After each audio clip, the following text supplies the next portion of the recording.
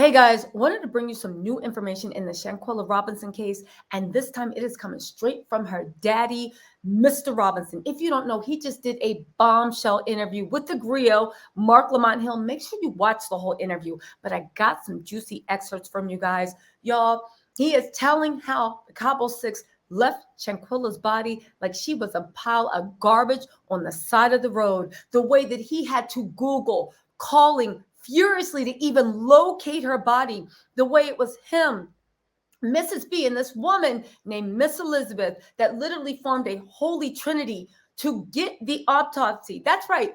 The Mexican authorities didn't conduct the autopsy. He conducted the autopsy, and he did it without waiting for any GoFundMe money. He did it on his own. They conducted the autopsy. How they found out, how it unfolded is riveting. But not only that, how he triggered the investigation and got all this going for his baby. And y'all, no lie, the way he prayed to God to peel back the layers, and the layers were peeled back and revealed itself, since he knew something was up, how he started. Anyway, you guys, there's so much in this interview. Let's dig in. Warning, this is emotionally charged. This is emotionally charged interview. Make sure you watch the full interview, but let's get into it. All right.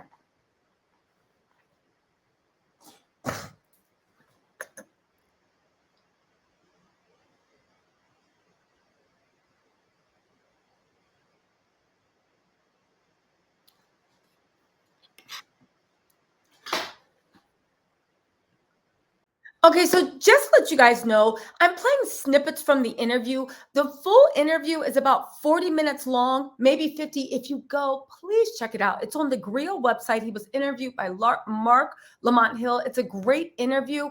It's super, super emotionally charged. I'm pulling out a few tidbits, but you guys have to hear this. Okay, so let's start with the biggest one, that there seems to be a lot of misconception, but you guys listen to what he says in the answer when he talks about where he was when he heard that Shanquella had passed away. Listen to the full answer. When you first heard the tragic news that she had died? Right here at home. Right here, I was sitting in the living room looking at TV. I just came off the road. I'm a local truck driver, you know. I drive at night. And she always would call and say, "Dad, you okay?" I said, "Yeah, I'm fine. You know, I'm fine." And, you know, it was on a Wednesday. You know, she said, "Dad, you know, you sleep." She came in the house to get something because, you know, she got her own apartment, you know, doing her own thing. She said, "Dad, you sleep?" I said, "Yeah, because I got to go down the road in a little bit." You know, she said, "Call me." And I called her, you know. And she didn't answer, so I said, "Okay, then she must be busy doing her braiding hair or something." So I guess I'll talk to her later on. And then once that Saturday came, that's when I got the phone call, you know, saying she had passed away down in Mexico, Cabo. So I broke down and started crying. You know, Mom told me, you know, it was alcohol poisoning. I said, "Nah, I'm not going for that. I ain't going for the alcohol poisoning." I said, "God." You didn't believe it. Why when they said alcohol poisoning, why did you not believe it? Now, this is something important to take away, because people just don't do things out of character. But listen to what her dad has to say. That's not her. That's not her. That's not her, sir. I mean, that's not her. She might drink a little bit or whatever, you know how kids do, still trying to find feeling their way because they're young, you know. She might drink a little bit, but alcohol poisoning, sir, nah, that wasn't her. No, I just know that, nah, that ain't her style. Wow. She ain't gonna just sit around and just drink herself like that, sir. No. Mm-mm. Now, again, pause, because why did I play this first before we got to the more shocking things? Because you guys need to keep this in mind, because at the end of the day, Mr. Robinson is the person that blew this whole case open. Listen when I tell you, go to the griot and watch the full interview. But let me just surmise what happened, right? That's what got his alarm bells ringing, okay? It got his alarm bells ringing, and he was like, that's not my daughter. He talks a lot about the type of heart she was, the soul, the way he raised that little girl, right? And that's always going to be his little girl. So that got his alarm bells going. In the full interview, he actually says that, and we're going to explain how he even found out what's going on. He saved up all his money for an autopsy because his heart told him that wasn't his little girl. But keep this in mind as we move forward, all right? Let's keep going. You talk about them, and did you have any connection to any of these people that she's on a trip with? No. This is actually when we get into how cold-blooded the Cabo6 were, and how the father didn't even know who these people are. And if you heard earlier and throughout the whole interview on the griot, he keeps talking about all these beautiful memories and how close him and Shanquella were. If these were good friends or close friends, he would know a little bit about them. But let's keep going. Whatsoever. I don't think I knew that she went to college with them.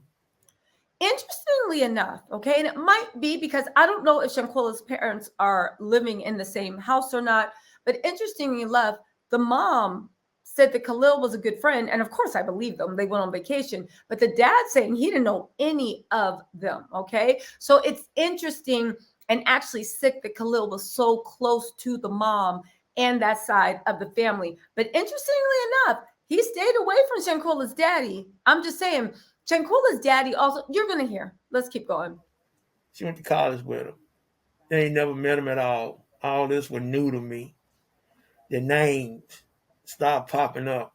Who was this and that. I ain't know none of them. Mm-hmm. Only thing I knew, she passed, and that following Monday, sitting over at my mom's house like I'm sitting right now at the table. Wow. Now, this is the important part.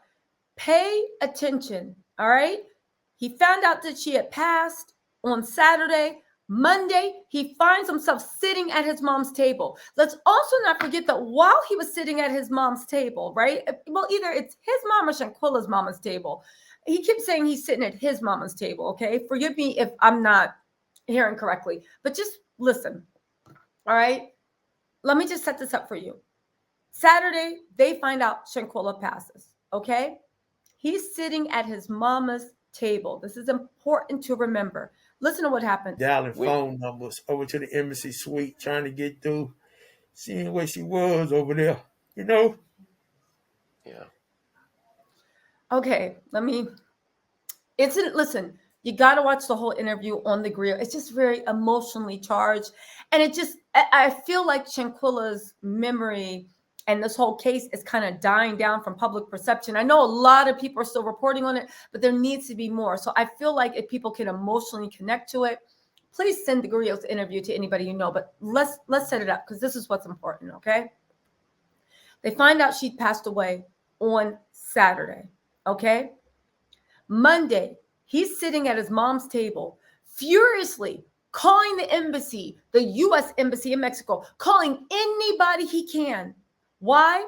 Because while he's sitting at his mama's table trying to bring his daughter's body home, the Cabo6 are sitting home in North Carolina, and Khalil, Dejanay, and Winter are sitting in Shanquella mama's house, comfy, talking about what they're going to wear to the funeral, while this man is trying to bring his daughter's body home. They left her, and again, when you hear the way he describes it and what he had to go through, it wasn't easy. They didn't even give any phone numbers to him. They literally just left her like she was trash on the side of the road, came back and didn't look back while this man was furiously, desperately trying to obtain. Listen, just listen. Sitting over there trying to find her where she was. Like I told you, co-worker, you know. And after you got that, God showed me where my daughter. Showed me where my daughter. I dialed the phone number over there, Googled it, dialed the phone number, and she was over at Riviera. It was a Riviera funeral home over there, and they had her body. A young lady picked the phone up, named Miss Elizabeth, Mexican lady, little young girl. She said, Mr. Robinson, I got your daughter. She said, I'm sorry for her loss. Sorry for your loss. She said, Mr. Robinson, I have a father. And you sound like you, my daddy, sound just like my daddy, caring and loving. She said, I'm going to stick with you. until your daughter get back to you to the United States soil. And she said, this is what I want you to do. I need you to fill out the paperwork. And once you fill out the paperwork, we can get all this done. And I'll tell you how much money you need to wire over here to the funeral home to bring her back here. And that's what I did, sir. Now, I warned y'all, this was an emotionally charged interview. I'm just playing snippets, but I was listening to it on the grill. It had me in tears. I will say this. A couple of things that we know that shows the depravity of the Cabo6. When they left, Khalil was sitting up in that mom's house. They didn't even give the family a phone number to the police station. U.S. Embassy, like you heard him, he had to Google the number to the embassy, the number to the Riviera funeral home. And thank God that woman he's referring to as Miss Elizabeth was right there in his corner. But you guys, Miss Elizabeth, Mr. Robinson, and there's one other woman, he's going to explain it. They were a trifecta. They were a trifecta that sounded the alarm, that got the lid blown off of Shanquella's case. Don't ever doubt a parent's love, a father's love. Listen to this. Let's see. Let's get into this because there's more to the story and it's going to make you so angry. But when you see Alyssa Hyatt and you see Nasir Wiggins and you see all those people laughing and joking and kikiing and life going on, this is the damage that they left. This is what they did in their silence. Again, at the end of the day with Dejanay Jackson, yeah, there's going to be a cold place in HE double hockey sticks for her. Khalil, Winter, all of them. But when you look at Alyssa and Nasir, not even a drop of remorse. Talking about they need to grieve. You hadn't even said anything to the parents. You didn't even send flowers, a damn edible arrangements. But just listen. The funeral home, Brianna at Rosedale Funeral Home, and me and Miss Elizabeth, all three of us. So it's Miss Elizabeth, Brianna, and of course him. Listen to this. Work together, we talking.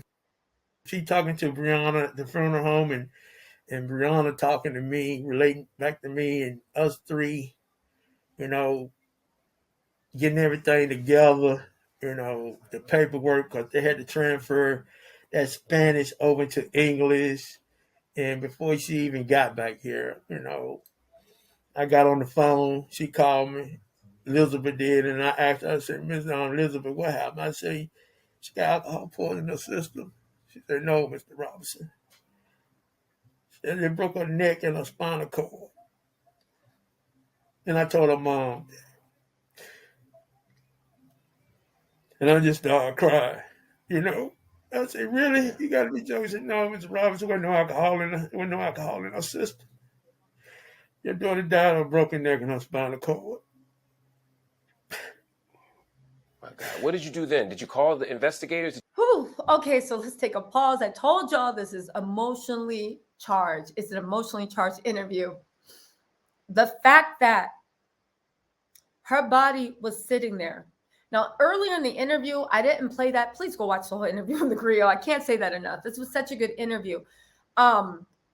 He let it be known that he saved up his money. He is a man of God. He kept talking about God the whole time. And, he's going to pray on it and this and that. He saved up the money, pulled the money together to pay for the autopsy. He paid for the autopsy. The autopsy was performed.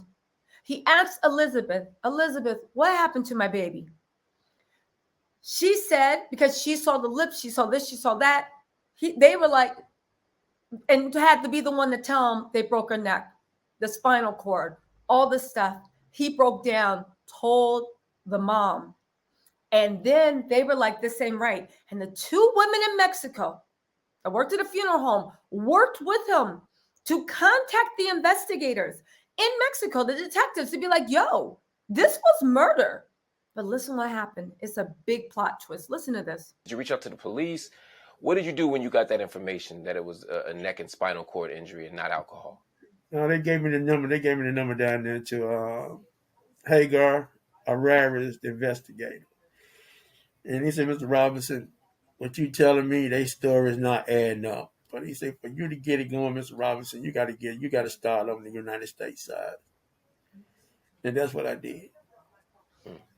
That's what I did. Now, And that's what he did. There's the plot twist. So her body is sitting in the morgue.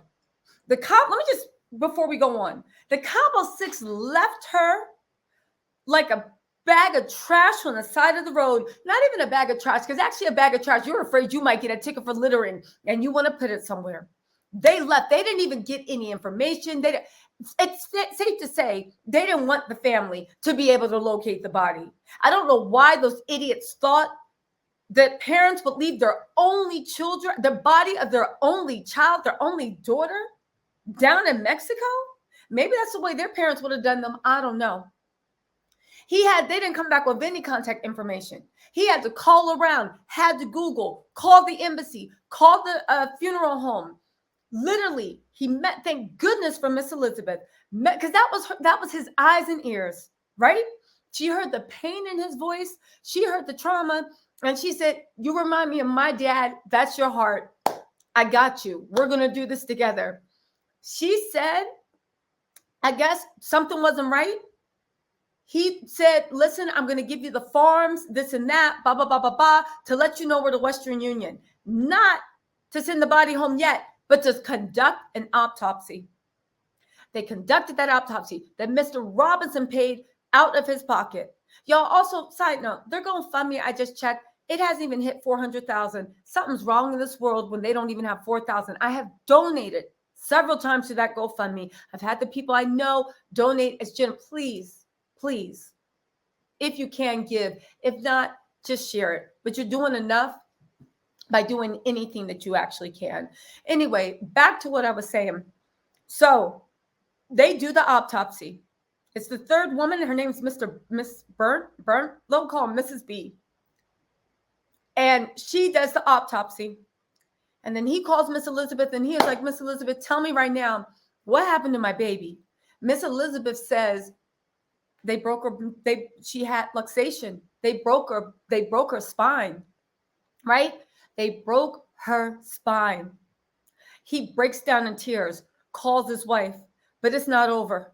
Because now Mrs. B, Miss Elizabeth, and of course, Mr. Robinson, they're working together like a holy trifecta. Because they all, even though they don't even know who Shanquella is, they want to see justice just like we do. So they put him in contact with the detective of the area. And he tells the detectives, it's not right. This is murder, this and that. And he says, listen, I hear you, but you have to start with the United States in order for us. You have to start with the United States. And so he did. He literally went, FBI, police, everybody he could, got them involved. And from the FBI taking a look into it, that was able also on their side to trigger an investigation with Mexico. Mexico then was able to get cooperation with the FBI. And as we know, but you guys, this isn't over, because this is why it's so good for the family to talk about it. And listen, it's triggering. This interview, the first time, it had me in tears, right? But it's good because we need to emotionally connect with the story. People need to emotionally connect with the story. Black, white, Puerto Rican, or Haitian, right? No matter what your denomination is, race, color, religion, or creed, it doesn't matter. We need to connect. But y'all, the story's not over. Let's keep going. Now, this is something that's very, very important to hear. Because remember how I was telling y'all that this is what Mark Lamont Hill tries to get from Mr. Robinson. What are the authorities saying? What's going on? You talk about the FBI. What's going on right now? Remember I said that in high-profile cases, they don't tell the family anything. But what they do tell the family, they let them know either one, yes, you can share it, or two, right, you cannot share it. But they let them know that any information that they give them, they need permission to disclose it. Listen to this. And this, I want to give everybody hope, because it sounds like there's some big moves being made. Because listen to this. Now, are the investigators still talking to you, or are they giving you updates? Like, where are we now? I'm gonna leave that part alone. I'm not even gonna go into that. Okay. Well, can you? And I don't want you to go into the details if you don't feel comfortable for whatever reason. But can you at least let us know? Are you in conversation with the people that you want to be in conversation with? Are you getting answers from people? I ain't gonna even go into that. I'm just gonna let them do what they gotta do. Okay. Are you happy with what they're doing? I'm just like I said, I'm gonna leave exactly what they gotta do. My faith is in Okay. God. My faith is in God, man. That was Okay. my faith at from day one. I said, God showed Okay. me what happened. And he stopped pulling layers, man. He stopped pulling layers. Y'all got the story. Everybody got the story, saw the story. And then y'all saw how they did Shanquella. And y'all saw that it was wrong. Yeah. And God put that feeling in y'all knowing that it was wrong. And that's why everybody around this world today want justice. That's why everybody praying. Don't even know me. I don't even know them, man. And I appreciate y'all prayers, y'all Yes, sir. caringness, and y'all love, for this father right here, because I'm hurt, man. I'm hurt. Mm. I'm hurt to the core.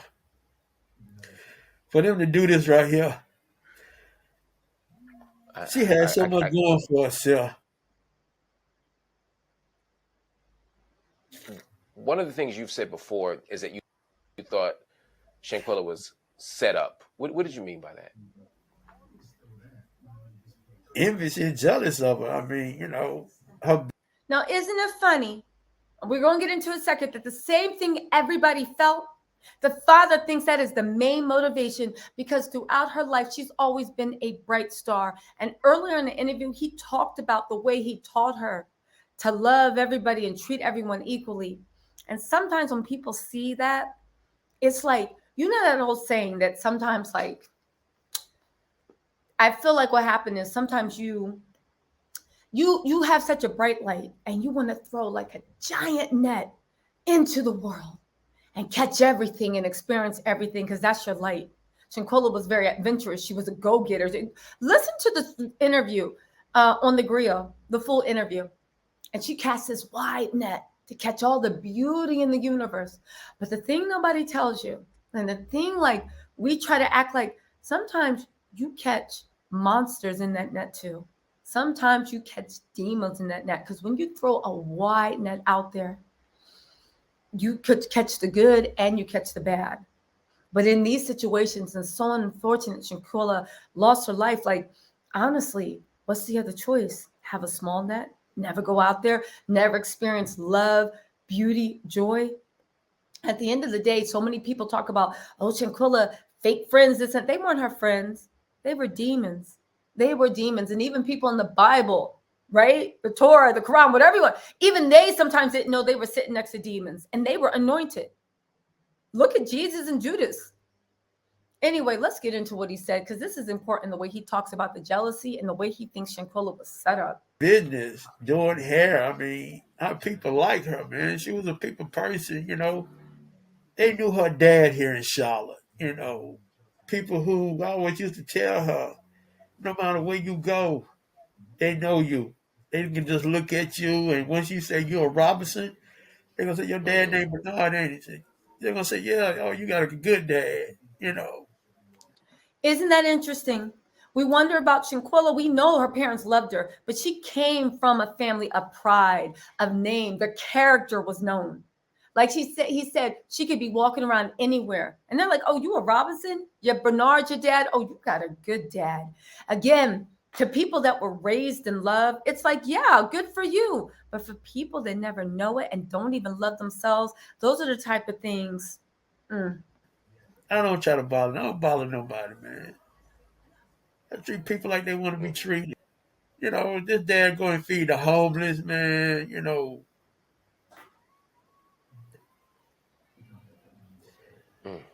She go to the shelter when she was little with me, man.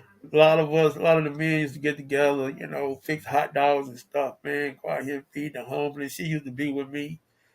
So I always used to let her know. A blink of an eye, you can be in the same situation they in, but I always never look down on nobody. You know, That's right. He taught his baby never to look down on anyone. And these monsters, y'all, the Alyssa, the Nasirs, the Dejanay's, the Khalils, the Winter Donovans, right? The Malik Dryers, you too, right? They don't deserve any peace, but like Mr. Robinson says, he's a man of God and God has him. He asked God when he first heard on Saturday and his whole world shattered. He asked God to peel back the layers. He asked God to show him, and God showed him from the beginning that Monday. And it makes me so mad that man had to fight to even find out who had her body. Those people sitting in their mom's face like demons. Didn't even bother to get numbers to contact. Nothing.